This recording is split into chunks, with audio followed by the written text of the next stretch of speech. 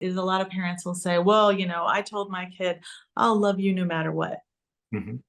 Not I love you no matter what. There's no matter what. It's I love you, period. Gosh, me, I'm mom. I mean, Hmm. that's what I am. I didn't expect to or really decide that I wanted to be a mom. And then one day I just changed my mind and I don't know, it just became who I am and I am so much stronger for it. Hmm. Yes. And uh, your daughter is the oldest, correct? Mhm, mhm. And go ahead. Um, yeah, Madeline, yeah, she's tough as they come and helped me when Jameson was little. She did a ton of help at 3 years old, even helping with her little brother. So she is now the student body president at her university and is looking at a PhD program and is getting ready to change the world. Great. And I think you've paved the way a little bit for that, judging from our conversations. So tell us a little bit about Jameson and his coming out. I'm particularly curious about your being a single mom and what you're willing to share about that. And we can have plenty to talk about with that. Well, with Jameson, it's I wouldn't necessarily say it was so much coming out to Madeline and myself because when Jameson was born, they were a different kind of kid, and I had a lot of people accuse me of being too soft with them, and they nursed for way longer than most kids. They were over a year and a half, and um, hid in my skirts a lot and didn't talk much, had their own kind of sign language mixture. And Madeline and I were the only two that really understood it. Mhm. But as they got older, they liked to dress up in Madeline's princess dresses when nobody else was home and have tea parties. And I thought, this is just normal play and I'm not going to discourage it. Um, and there was some pushback From from dad. And so we did Cowboys and Pirates kind of alternately to make sure everybody was copacetic. And as they got older, around 9 or 10, they started wanting to grow their hair longer and wear more pink and unicorns, things like that. Mhm.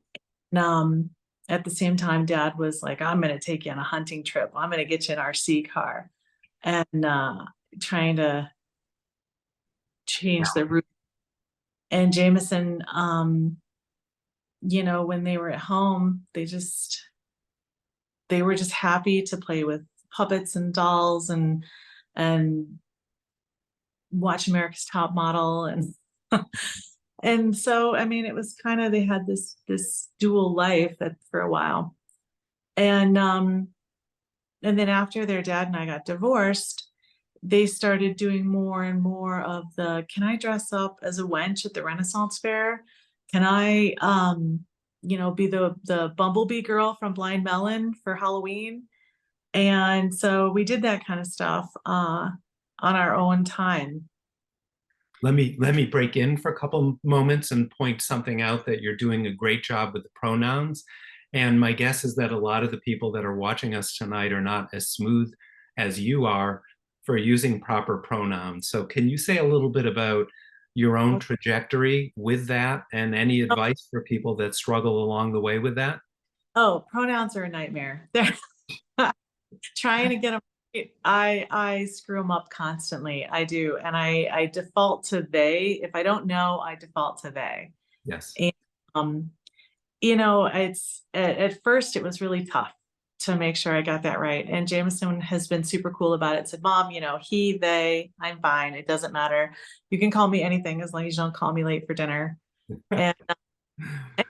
And I've been lucky that Jameson's cool about it, but I know a lot of friends that their kids, it's very, very important, especially kids that are actually transitioning, Yes. if those pronouns are right, because that's a super affirming moment. It's a respect thing. Yes. And if you get them wrong, it hurts. Yeah. And so, yeah, it's a tricky thing, and it's a very conscious thing at first. So I just sometimes I refer to Jameson as he when I talk about them when they were younger, Yeah. but Yeah. it's been they since high school. Yeah. One of the things Jameson said was that they didn't really want to go to they until high school was over because the staff at the school wasn't as good at making sure they were gendered correctly. And you Yes. can't put yourself up for disappointment. Mhm. And that was a sad thing. Yeah. But I'm proud of them for knowing that other people, not putting their expectations on other people who have those kind of limitations and aren't quite there yet. Yeah. Um, but a lot of the staff really gave it a go. They really tried. Good. And I just want to say that on my end, I work with a lot of parents who are struggling with having an LGBTQ child, and they go through their own mourning process and their own process of getting the pronouns right. It does take time, it takes practice. Everyone makes mistakes along the way, and it's just a trajectory that happens. So I just wanted to take that moment as a teaching opportunity. The other question that I wanted to ask you was, how old was Jameson when you split with your husband, and are you willing to share details about that? Hmm.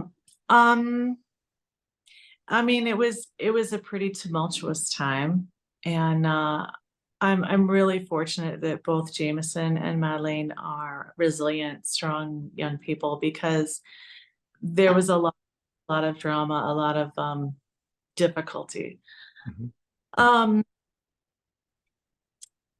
to be quite frank, their father was an alcoholic and had a bad temper. That's probably the best way to put it. Mhm. Um, so going through that period of time was really, really rough, especially for I think Jameson. Madeleine just kind of became very stalwart and very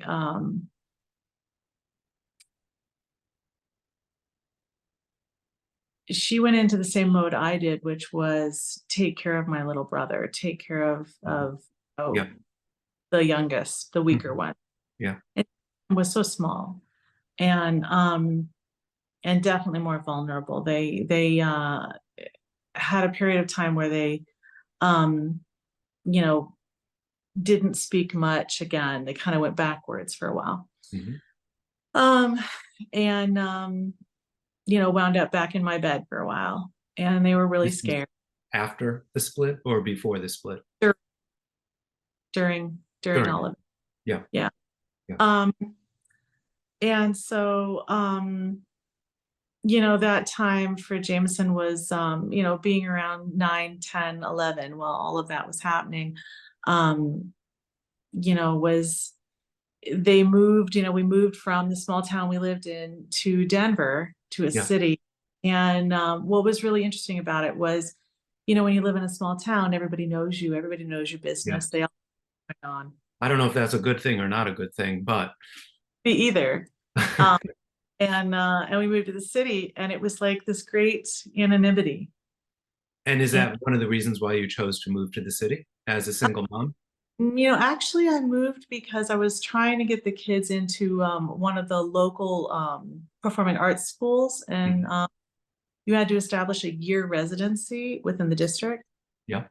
And so, yeah, Jameson actually did a couple of years at a performing arts school here in town, and it was like a flower bloom. Mhm. I'm Yeah. having that place to really be your authentic self. And I think it did start the drag part of it started as an alter ego. And it Mhm. was kind of this is the person I would be if I was more confident. This is the person I would be if I felt more proud of myself. And And Jameson would verbalize that with you, or you would just observe that?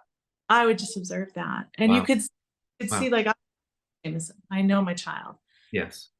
And watching them perform and come up with improv and so Yeah. forth. um, It was it was really interesting because they felt like I was like watching my kid get a footing on who they were and who they wanted to be Wow. out someone's judging them. Hmm. And so then about 13 years old, Jameson came to me and said, Mom, I want a themed birthday. And themed birthdays is something we'd have always done. We did a cowboy birthday. We've done a rave party birthday. We did Mhm. the whole thing. Once I built a whole cowboy town out of refrigerator boxes. So, we went out. And so I said, "Oh, cool. What do you want to do?"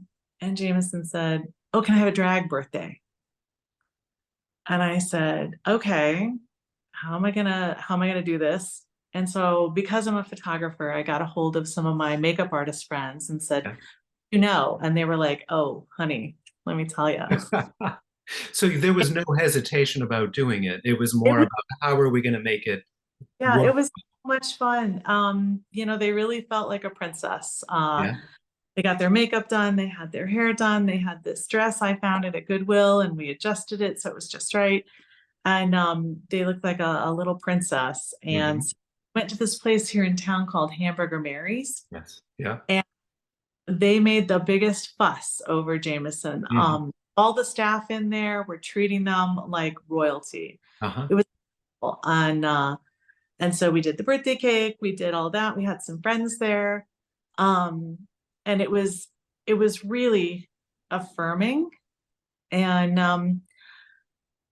it was just so beautiful for me to watch my kid just really kind of looking around and going, gosh, everybody here is telling me that I'm beautiful. Everyone here is telling me that this is okay, that this is great. And so driving home, we were driving through this area of Denver called the Tech Center, and there's a lot of bright lights. Hmm. And their tiara was twinkling, Yeah. and they were sitting in the passenger seat, just pleased as could be, and looked Wow. over it and they said, "Mama, I feel more me than Oh, I've ever."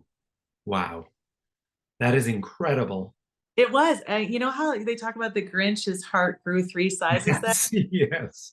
it was at the, oh my gosh, how do I keep this happening? How do I facilitate this? I can't just sign them up for soccer.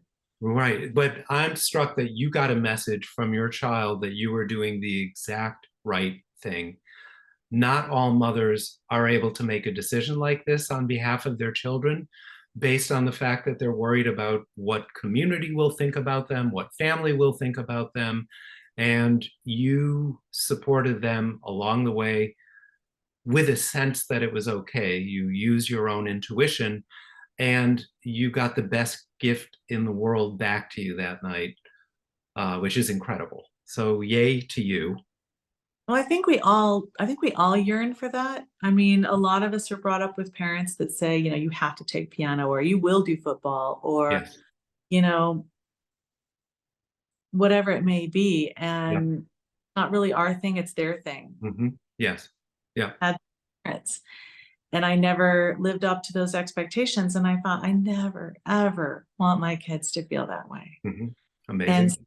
my theory has always been, whatever it is you decide to do, you have to commit to it. You can't just say, I'm going to try this and next week try something else. You have to commit to it.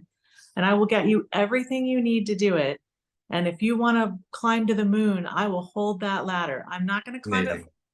Amazing. You got to climb it, but I will get you everything you need, and I will hold that ladder so that you can make it. And apparently you did that because when I met you at the benefit, Jameson's drag name is Ophelia Peaches, and I believe I met Ophelia Peaches first. And that is an incredible feat. And the visual image of what Ophelia was wearing, and you were letting Ophelia shine, it was like, this is a mom who wants their child to soar. So I had to work hard to find my way to you because you were letting it be all about Ophelia. But obviously, I wanted you for tonight, and I'm thrilled it happened. Okay, now stepping back. So you had been a single mom for about maybe 5 years or around that period of time when Jameson asked to have a drag birthday. You got the experience and the message that you were doing the right thing, which is beautiful and inspirational for people to hear. And I can say, growing up in my generation, we were never able to do that. I may have snuck into my mother's closet, but it wasn't anything that was done publicly. So Ophelia Peaches is a lucky person.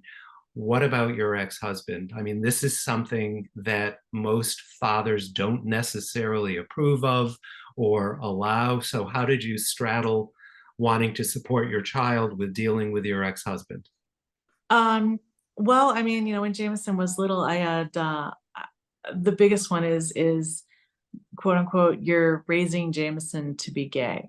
Hmm. He would And say that to you, and repeat. I always said, I'm raising Jameson to be Jameson. Beautiful. And Yay. that was before I knew anything about pronouns or transgender kids, or Hmm.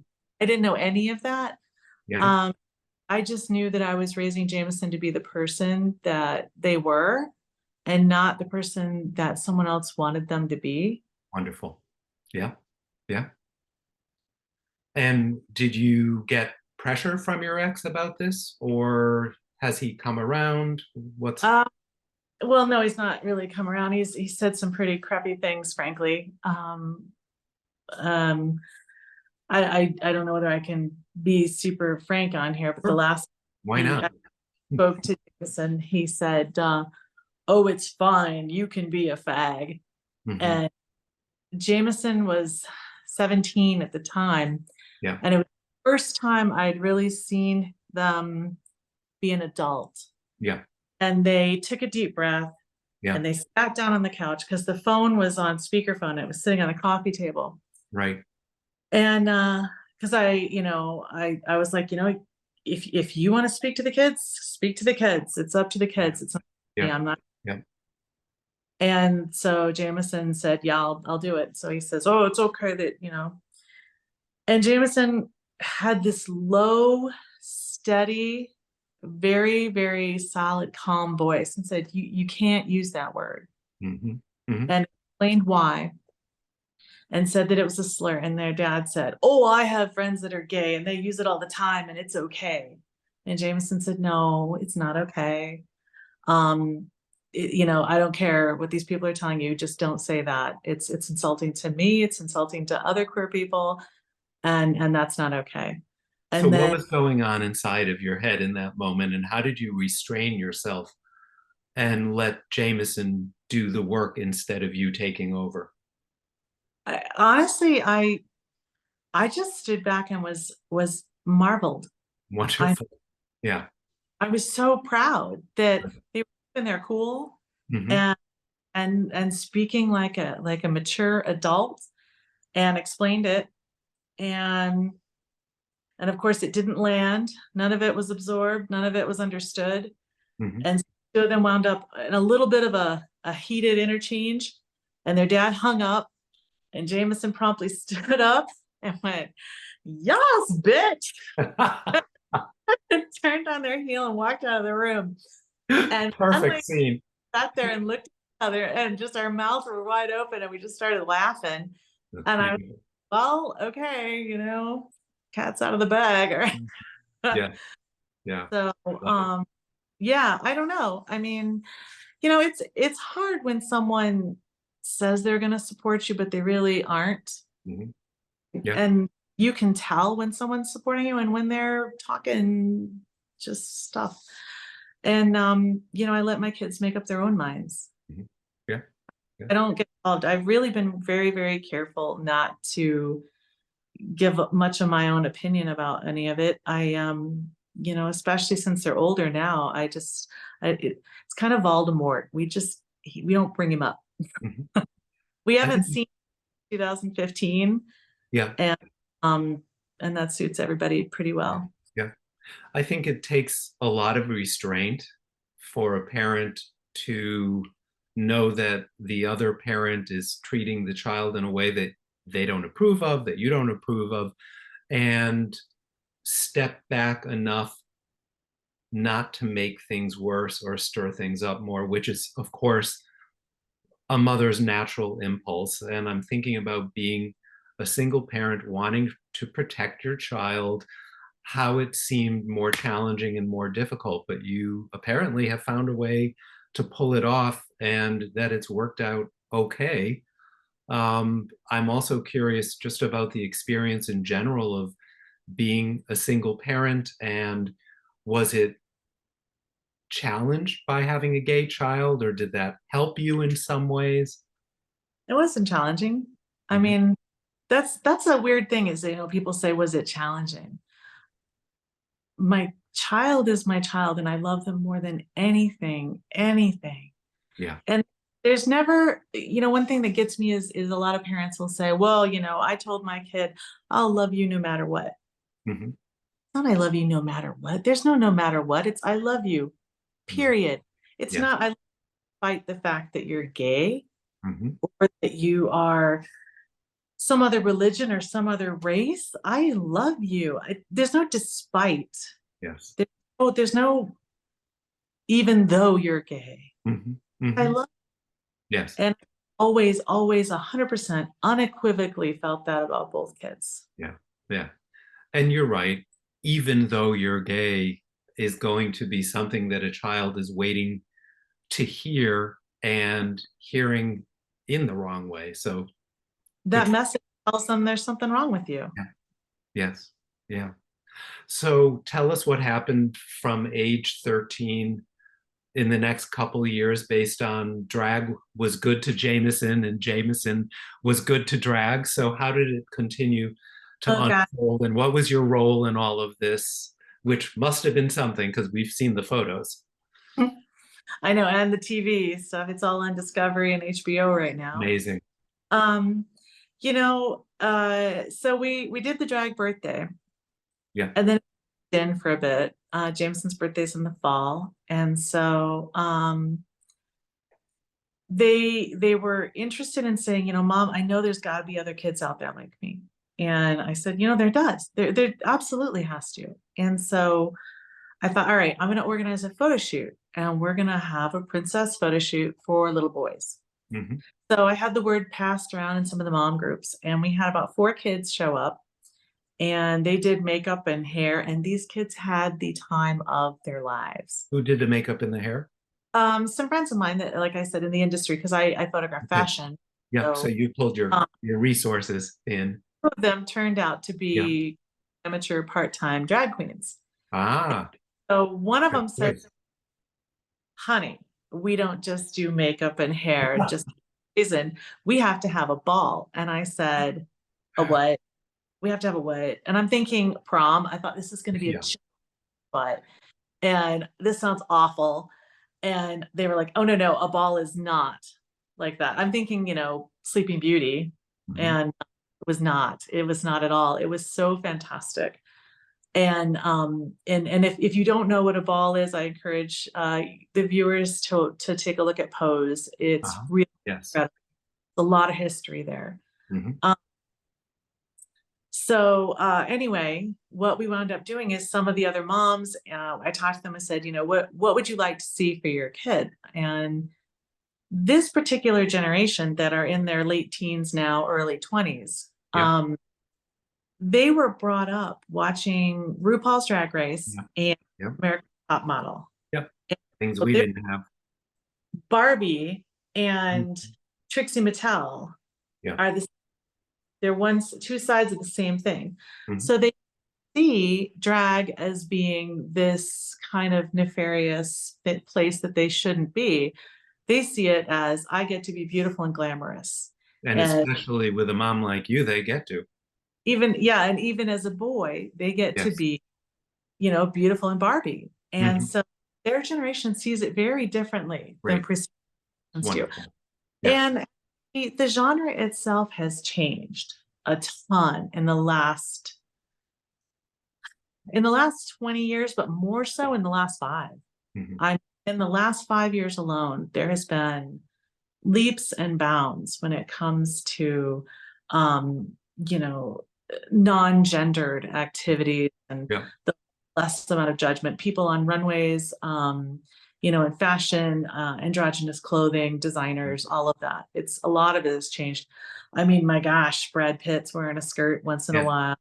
Yeah. And a smile comes to my face because I think of Billy Porter in the show Pose, which highlighted so much for all of us. And you and I got to meet him at the event where we met, and it was truly inspirational to see him and to hear him. You mentioned your mother's groups, and I wasn't going to let that go by me without asking you about what are or were the mother's groups for you? How did you find them? How have they been helpful? Talk about that. Um, well, there's a group called Free Mom Hugs. Yes. But Yeah. before I wound up starting Dragutante, which by the way is a play on debutante, Yeah. it's the they do drag. Um, I happened to be at the LGBTQ Center in Denver, and I was speaking with people there because I didn't just start this thing. I went and spoke to queer representatives within Colorado that Yeah. could help support an organization that involved minors appropriately. But how did And you know you wanted to do this?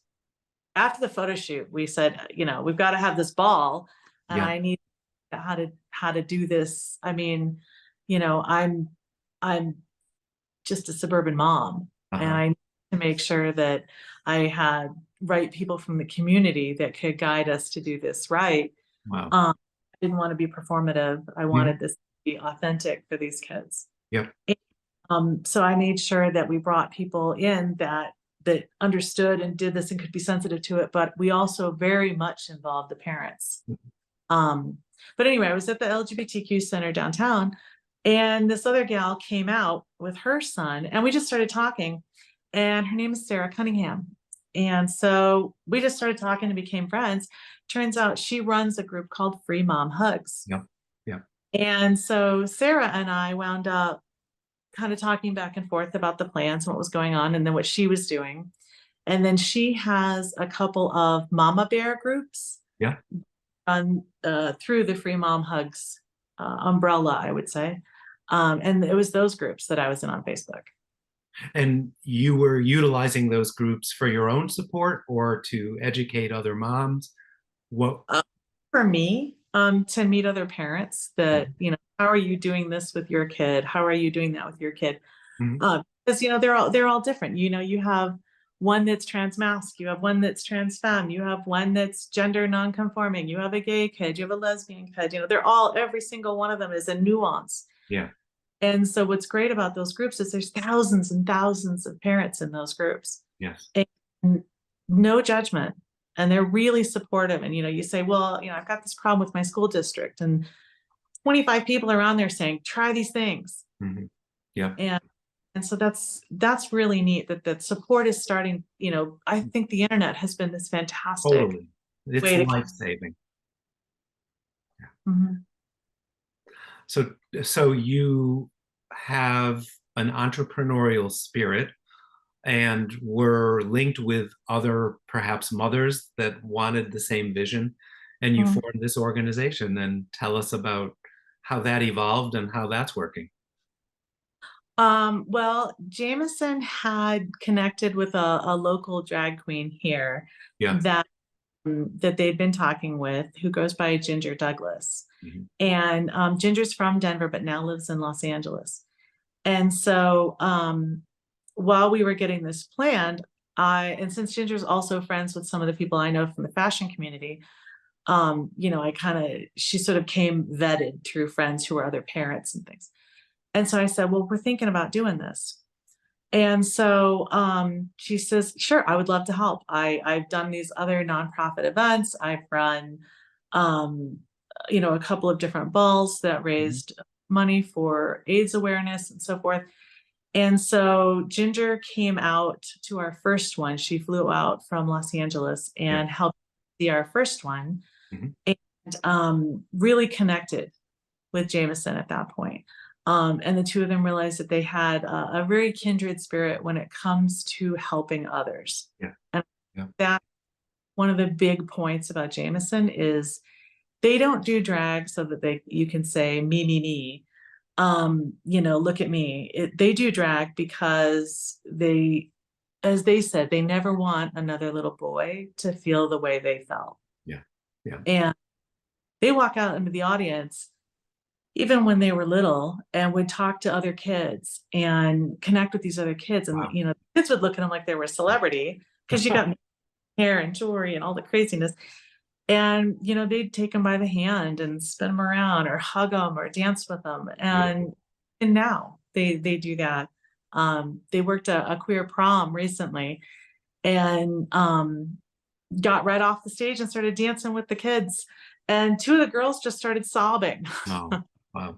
Yeah. So, I mean, that's one of the things about Jameson is I think they heal a lot of their childhood um, issues by helping other kids. And I couldn't think of a healthier way to handle that. You must be so proud. I'm so lucky. Are you kidding? Oh my God. I made all the worst decisions when I was Apparently not. my kids' early 20s. I made terrible decisions. And I'll tell you what, both my kids have taken the tough things that they've gone through, and instead of using them, and leaning on them and saying, "Oh, well, this happened to me, poor me," they're saying, "Oh, well, this happened to me. I'm going to make it so this doesn't happen to somebody else." But I think they may have learned that from you. I said to you when we spoke on the phone, and I was thinking about wanting to emphasize this at least twice tonight, that your story is a story of resilience that started with some pain and some trauma from your marriage, and you didn't let it stop you. And what you have done to support Jameson, but also to support the community and founding this nonprofit is a pretty remarkable thing that to you may not seem like a big deal based on your sensibilities and your aesthetic interests, but you've pulled it off and you've made it happen. And I'm here with you tonight as a result of seeing Jameson as Ophelia Peaches. Yeah, I mean, thank you. Difficult for me. I was raised Catholic, and so for someone to compliment me, I get a little squirmy. You're way more humble on Zoom than you are on the phone.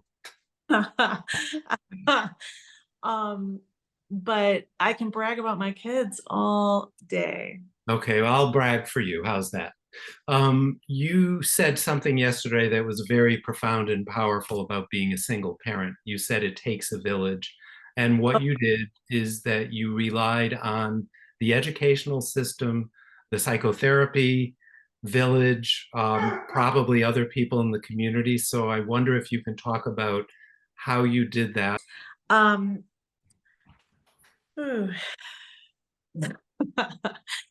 let's see. When you are a single parent, you do second guess yourself a lot, and especially when you have someone else who absolutely doesn't agree with what you're saying, and things get contentious. And so, because of that, I went ahead and leaned really heavily on. We had an absolutely phenomenal teacher when Jameson was in third grade, when was going through all this, um, who actually was a Columbine survivor. Hmm. So I cannot speak more highly of their teacher, Ben Loston. Absolutely phenomenal, incredible human being. Yeah. Ben Ben was, my auxiliary parent. And we had another teacher was Liz Musick. She was family, and I miss her. uh, whew, these people were so huge for my kids. Yes. Um, because I was in a bad way. And to compound the divorce, I actually lost my mother. Oh, Um, we filed for divorce, and the next day I found my mother, wow. and she'd had an accident on her stairs. So I was really pretty broken. And the one thing I found strength in, and I had a fantastic therapist. She said, "What are you good at?" And I said, "I'm really good at being a mom." And she said, "Then do that." That's great. And Perfect that's advice. that's what I did. And that's honestly what held me together, was being the best mom I could be. Mhm. Um, Yeah. so I'm going to read you one of my colleagues and friends who wrote a book about single motherhood is all charged up right now based on what you're saying. So I'm going to read you what she's saying. Her name is Betty Friedson. She mhm, said, I agree with Robin about there being a change in the genre. Many of the teens that I know say they would choose a partner of either gender. Depends on the person, not the mhm, gender. People are people to them. Betty also wrote a book called Soul Mother's Wisdom, 7 Insights for the Single Mother. And she discusses the idea that single mothers have their own process in discovering how to feel more like ourselves as we go from married to single. And I think you're doing a beautiful job of describing that. She asks you, how do you manage your own personal re-identification process while holding the ladder for Jameson to become Ophelia Peaches? I'm a really good photographer. Um, and so by doing events and working with so many different young models and designers, I'm involved in art, and it's beautiful, it's inspirational, it's a celebration constantly. And then by giving my images, it's this gift that I can give them. Yeah. And so it's always this great affirmation for me, because people are like, wow, these are amazing. Or I get published, I've been in Vogue Italia, and I got a ton of awards, blah, blah, blah. But I'm, grounded in what I do, as far as I love what I don't work to live, I live to work. Mhm. And Yeah. it's always been a part of that. They come with me to these shows, they hold lights. Mhm. Madeline jokes that she's my voice activated light stand. um, in fact, I just did the Colorado AIDS benefit Oh, for the the Red Ball mhm. last, and Madeline and Jameson were both there. Madeline was in the backstage helping me get Yeah. through Yeah. models, and Yeah. Jameson, which was the first time they'd walked in a show. Oh, And amazing. Yeah. that was super cool. So yes, I stay grounded in what I do because I love what I do. Where can And people see your work? oh gosh, I know you're humble. my website, and this is because I don't have my last name on my website, because I don't like the person that I was before I was married, because I was not living up to the person I was supposed to be. And I don't use my married name because I don't belong to that person, and none of my work, I don't want them taking credit for a single thing that I do. So it is simply Robbins, ROBINS dash photography.com. Thank you. So when I met you at the event, I again met you through Ophelia Peaches, I believe. I'm not quite sure. And I think that Ophelia pointed you out, and I saw the bag, and I was like, oh my God, this is a photo op, and here we are. And what I didn't have was your personal information. And I didn't know how I was going to find you, but I dug and I dug and I dug, and I found my way to you. And you're a very inspirational mother, and it's so amazing to have you here. Did you ever say no to Jameson out of feeling protective? Or did you always say yes?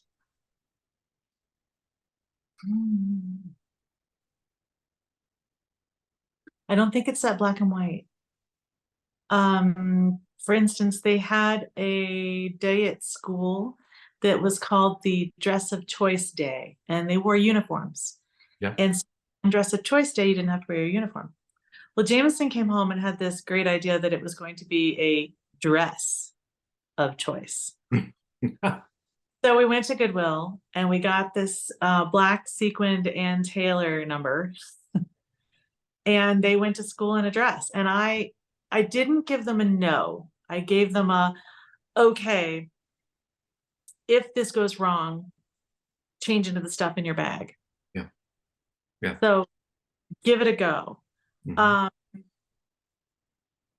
I mean, I'm not indulgent by any means. I absolutely insist on manners. I absolutely insist on, you have to be responsible, and um, no, because of safety. Okay. So I don't think you ever had to say no. I did. That I did it. I did. okay. Jameson went after party after the show, Yeah. and it was a bar in town, but it was going to be taken over by the event, so it wasn't a bar per se. And I said, "No, you're not 21. You are not going to Okay. this thing." Yeah. Okay. That But that makes sense. that's a reasonable one. Yeah. Yeah, I understand as far as safety goes. I think I just did my best to give them intelligent yeses. Here's your consequence. You make this choice. Well, apparently you did, and it worked because I've been speaking to a lot of moms in the last several years, and many mothers who feel protective of their kids haven't been willing to take certain risks. And maybe being a photographer and being in the world that you were in felt a bit safer for you. So you were able to say yes, but you did. Couple questions. One person is wanting to know if you have an Instagram page, and my question is, does Dragutante have an Instagram page, or do you have an Instagram page? So if you can start with that. Dragutante has an Instagram page, and it's just Dragutante. And if you And don't mind spelling that out one more time. yep, it's Dragutante. Wonderful. Dragutante has an Instagram page, and so does Ophelia Peaches. Yay. And Yes. her fantastic and so fun. And if you have kids that are interested, and Yes. I mean, they don't even have to be interested in drag. They can just be gender nonconforming. And Jameson would be over the moon to connect with them. Honestly, Absolutely. that's And kind Ophelia Peaches is all one word. of. Mhm. And they got OpheliaPeaches.com, Ophelia Peaches on Instagram, Ophelia Great. Peaches. They got it everywhere. Excellent. Check it out, everyone. It's an incredible page. I follow Ophelia on Instagram. Another person is asking whether your family members have been supportive or not. And I don't know how many people are in your family, your biological family. Well, my parents are both dead. Yeah. And I have two sisters that ever since my parents died, we don't speak. Wow. Again, it's kind of more of a I think they would be supportive of the kids. I will give them that. They're Mhm. not supportive of me, but Mhm. they're supportive of the kids. Yeah. And um, I think if it came down to it, they would be. Yeah. But that's it. We don't have other family members. Yeah. Okay. That's too bad, but it's enabled you to be independent and go with your gut. Anyways, I have a question for you, which is probably going to embarrass you. How are you doing here tonight in front of all of us? Being put on the spot and all. Oh my goodness, my stomach is in knots. Like I said, I'm so much better behind the camera than I am in front of it. I'm a Gen Xer. I'm great on the phone, but I will do a Zoom or a FaceTime if I don't have to. So then how did you agree to do this? Um, because I knew there were other moms out there that felt alone, and Absolutely. I know how that feels. And I know how it feels to have people say, you're indulging your kids or you're overprotective. That's another one. I'm not overprotective. Mhm.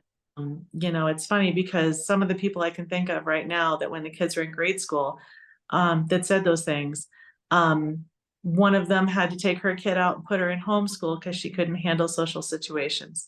Yeah. Well, I've got the kid that's a student body president at her university. Mhm. So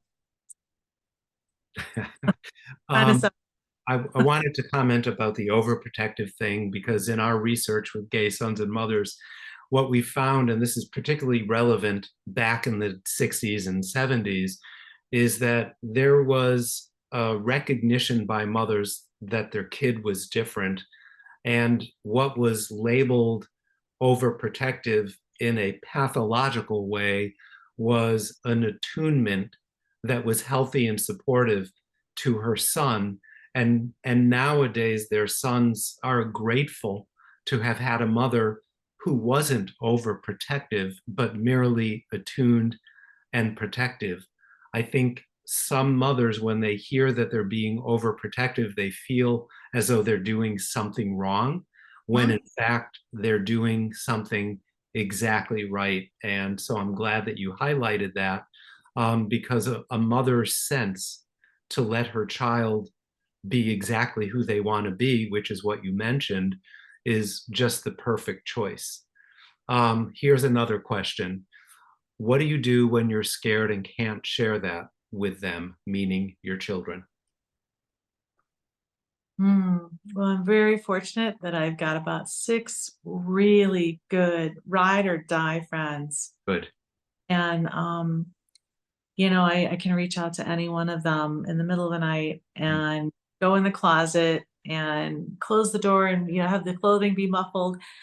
And there have been times where, yeah, I'm in the closet and I'm crying and I don't know what to do and I feel so brokenhearted about whatever it is.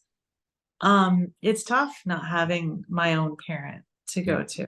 Yeah. Um, yeah, I mean, I'm in my 50s now, but this happened 10 years ago. Yeah. Yes. Um, Losing my parent and my marriage at the same time was really difficult because I lost my identity.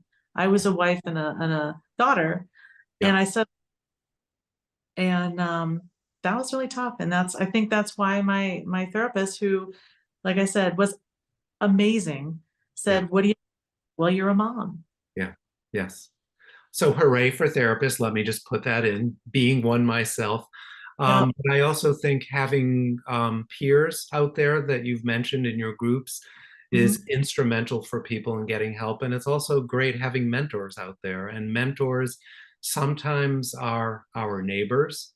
Mentors can be people in the community.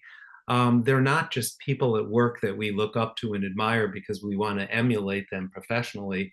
There are mentors in a variety of places in our lives. So if you don't have a mother, I'm saying this generally as opposed only to you, there are other older people out there, other people who've been around the block, who have dealt with struggles and can help guide you in the world. And that's an incredible aspect of life that we get to do.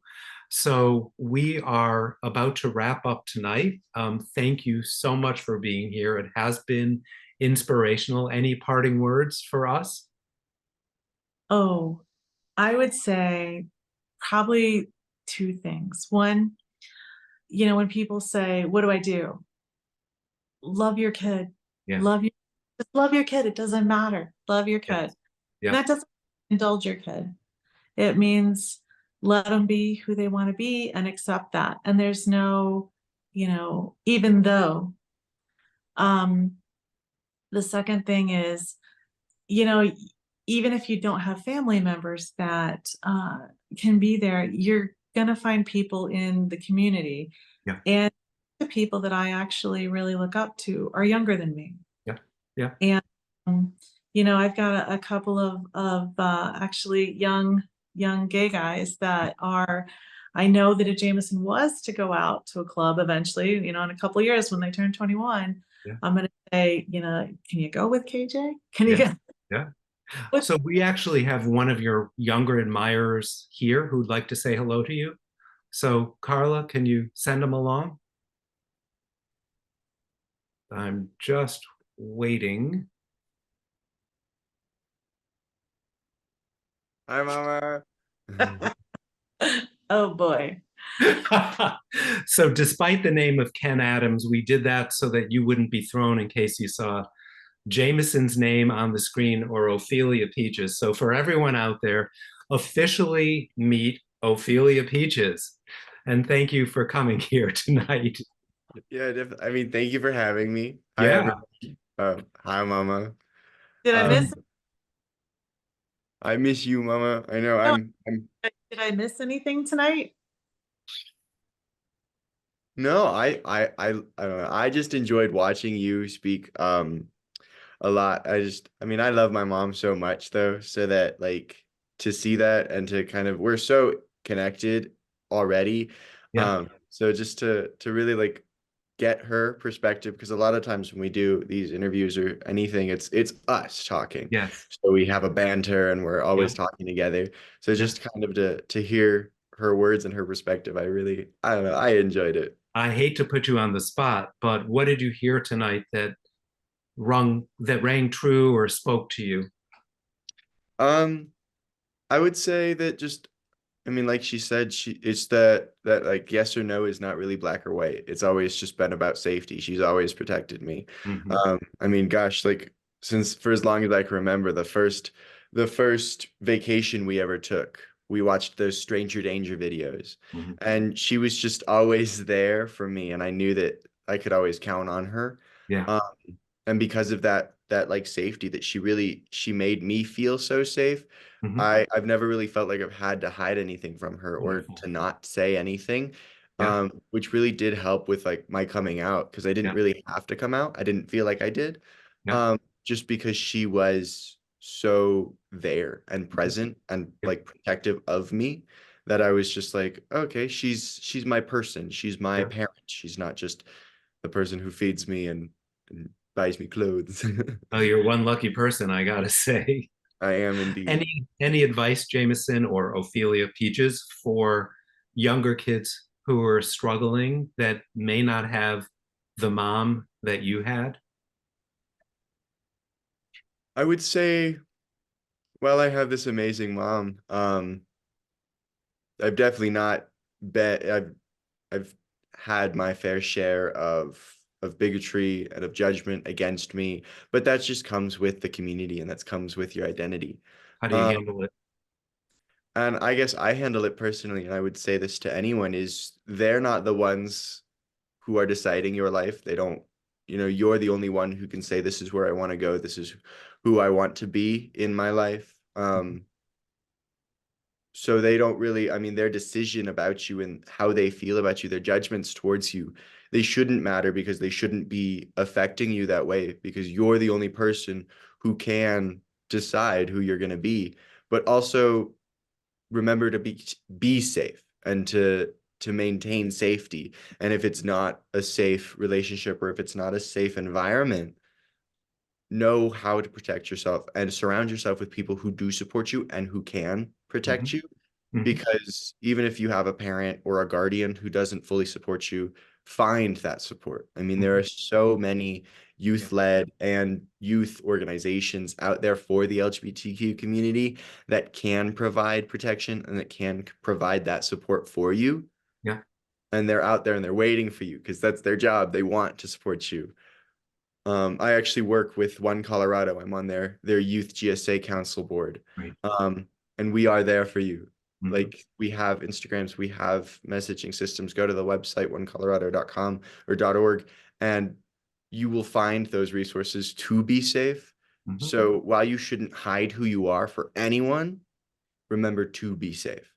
Wow. You are amazing. You are inspirational. You're a great speaker, and you probably have helped way more people than you even realize, and you have lots more to give. So thank you for surprising your mother and surprising us. And we get to see your proud mother's face as well. And thank you, Robin, for being our guest tonight. You've been incredible and inspirational. And thank you, everyone, for attending. And again, I'm Rick Miller from Gay Sons and Mothers, and I hope you've had a great evening. Take care. Thank you.